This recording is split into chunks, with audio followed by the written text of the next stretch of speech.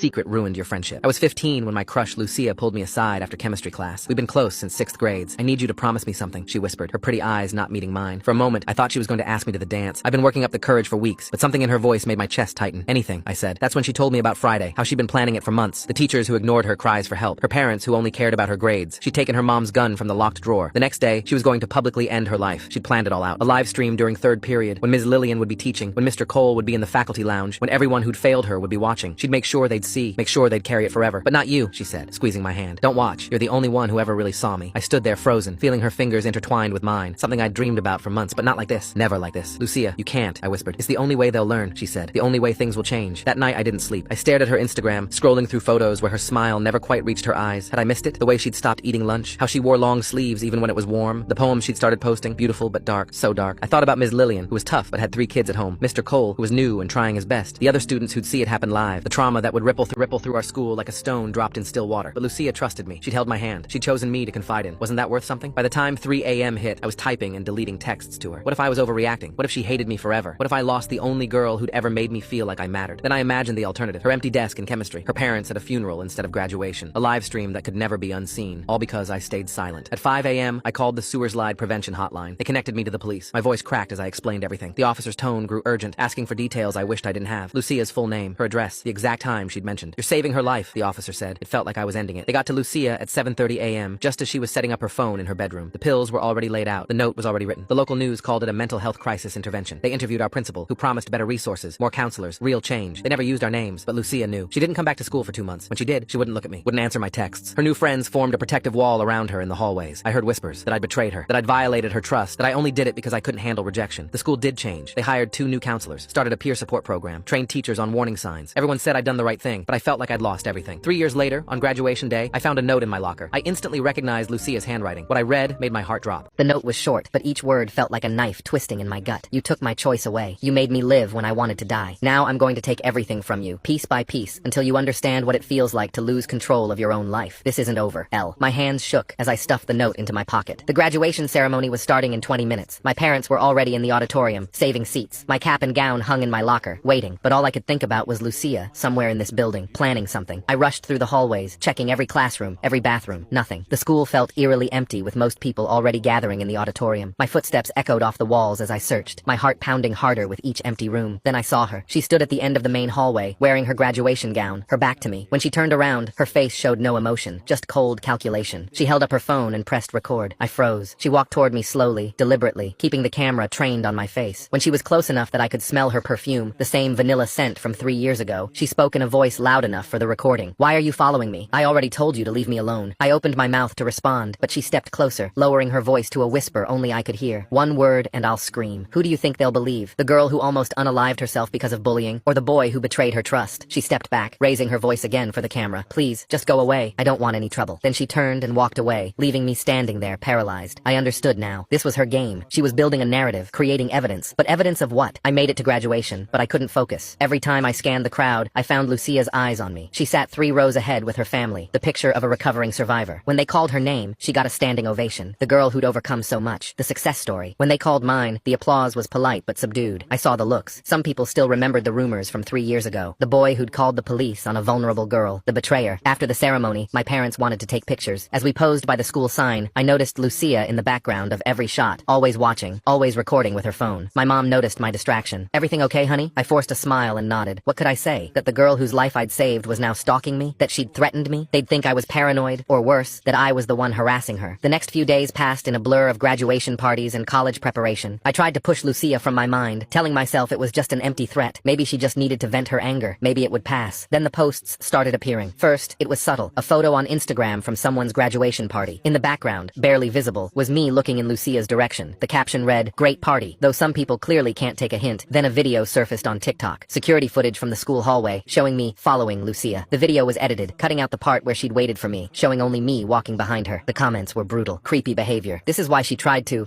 some guys just can't handle rejection. I reported the video, but more kept appearing. Each one carefully edited, each one painting me as an obsessed stalker who couldn't leave her alone. My Instagram started getting flooded with messages from strangers calling me horrible names. My Facebook was bombarded with friend requests from fake accounts. I tried reaching out to mutual friends, but Lucia had gotten to them first. She'd shown them the videos, told them how I'd been following her, how scared she was. They believed her. Why Why wouldn't they? She was the victim. She was the one who'd almost died. My parents started noticing my mood changes. I was jumpy, constantly checking my phone, barely sleeping. They asked if something was wrong, but I couldn't find the words. How could I explain that my act of saving someone had turned into my own nightmare? 2 weeks after graduation, I was at the grocery store when I felt someone watching me. I turned to see Lucia at the end of the aisle, phone in hand. She smiled and waved, then typed something. Seconds later, my phone buzzed. A photo of me in the cereal aisle. The caption, "Can't even shop without him showing up. This is getting scary." I abandoned my cart and left immediately, but the damage was done. By the time I got home, the photo was already circulating in our town's Facebook group. People were commenting about calling the police, about protecting Lucia, about how someone should do something about that boy. My mom was waiting in the kitchen when I walked in. Her face was pale, her laptop open on the counter. "We need to talk," she said. She'd seen the posts, the videos, the comments. She wanted to know what was really going on. I tried to explain, but even to my own ears it sounded crazy. A conspiracy by the girl I'd saved? Edited videos? Staged encounters? My mom wanted to believe me. I could see it in her eyes, but doubt crept in. She asked why Lucia would do this. What could she possibly gain? I showed her the note from graduation, but she pointed out it wasn't signed. It could be from anyone. That night, I lay in bed scrolling through my phone, watching my reputation crumble in real time. Friends were unfriending me. College acquaintances were blocking me. 3 years of being known as the guy who saved a life were being erased, replaced by something much darker. Then I noticed something. In one of the videos, a reflection in a window, another person filming. Someone was helping Lucia. She wasn't doing this alone. I screenshot the image and zoomed in. The face was blurry but familiar. Marcus Royval, one of Lucia's new friends. The one who'd been most vocal about protecting her from me. I had my first piece of real evidence, but what could I do with it? Who would believe me? I wonder what Lucia's really thinking with this whole revenge plan she's got going on. She's clearly been planning this for a while, but why wait 3 whole years? There's something about the timing that makes me curious about what else might be going on in her life right now. And more importantly, what was Lucia's endgame? The note said she'd take everything from me piece by piece. My reputation was already in ruins. What came next? My phone buzzed. Another message, this time from an unknown number. "This is just the beginning. Sweet dreams." Attached was a photo of my house, taken from across the street. Tonight. I jumped up and looked out my window. The street was empty, but I knew she was out there, watching, planning, and I was running out of time to figure out how to stop her. I rushed to my parents' bedroom and shook my dad awake. He groaned and checked the clock, but when he saw my face, he sat up immediately. I showed him the photo and explained everything as quickly as I could. My dad grabbed a flashlight and headed outside while my mom called the police. The officers arrived within 15 minutes. They took my statement, examined the photo, and checked the area. They found nothing. No footprints, no evidence anyone had been there. One officer suggested it could have been taken earlier in the day with a timer. The other asked if I'd been having any conflicts with anyone recently. I tried explaining about Lucia, showing them the posts and videos. They took notes, but I could see the skepticism in their eyes. One officer pulled my parents aside. I couldn't hear the conversation, but I saw my mom's worried glances in my direction. After they left, my parents sat me down. My dad suggested maybe I should talk to someone, a therapist perhaps. My mom mentioned that the stress of graduation and starting college could affect people in different ways. They weren't saying they didn't believe me, but they weren't saying they did either. I spent the rest of the night wide awake, refreshing social media obsessively. More posts kept appearing. Photos from different angles at the grocery store I hadn't even noticed being taken. Videos from graduation showing me staring at Lucia. Each post carefully crafted to build a narrative of obsession. By morning, I had 17 missed calls from friends, not to check on me, but to tell me to stop, to leave Lucia alone, to get help. My best friend since middle school sent a long text about how disappointed he was, how he never thought I was that kind of guy. I decided to fight back. I created a document with timestamps, showing how the videos were edited, pointing out the inconsistencies. I wrote a long post explaining my side of the story, about saving Lucia's life, about the note, about everything. Within an hour, my post was gone. Reported for harassment. My account was temporarily suspended for violating community guidelines. Meanwhile, Lucia's posts remained up, gathering more views, more angry comments directed at me. My college orientation was in 3 days. I'd been looking forward to it for months. A fresh start at a school 2 hours away, where nobody knew my history. Now I wondered if the story would follow me there too. That afternoon, I drove to the mall to buy supplies for my dorm. I kept my head down, avoiding eye contact with anyone who might recognize me. I was loading bags into my car when I heard a familiar voice. Marcus Royval stood behind me with 2 other guys I recognized from school. They weren't threatening exactly, just standing there, watching. Marcus held up his phone, not recording this time, just showing me the screen. It was a group chat with over 50 members. The group name was Protecting L. He scrolled through the messages, people discussing my whereabouts, sharing sightings, planning ways to intervene if I got too close to Lucia. Some messages were from people I'd never even met, strangers who'd joined the cause after seeing the viral videos. Marcus put his phone away, and the 3 of them walked off without saying a word. The message was clear. I was being watched by an entire network of people who believed I was dangerous. I drove home in a daze. This was bigger than just Lucia now. She'd created a movement, turned herself into a symbol of survival, and me into a symbol of everything wrong with guys who couldn't handle rejection. The truth didn't matter anymore. The narrative had taken on a life of its own. That evening, my mom knocked on my door. She'd been crying. Someone had sent messages to her workplace, warning them about her dangerous son. Her boss had called her in for a meeting. While he wasn't taking any action yet, he'd suggested she might want to take some time off until things calmed down. My dad was in the living room on his laptop, his face grim. He showed me what he'd found. Someone had created a website dedicated to exposing me. It had all the videos, the photos, screenshots of supposed conversations where I'd I'd said disturbing things. The conversations were fake, but they looked real enough. The website had a counter at the bottom. Days since last incident, 0. It updated every time someone reported seeing me near Lucia, even if I was just existing in the same town. My parents were trying to be supportive, but I could see the strain. My mom kept asking if there was something I wasn't telling them. My dad mentioned that maybe I should postpone college for a semester, let things die down. The doubt in their voices hurt more than all the online hate combined. That night, I made a decision.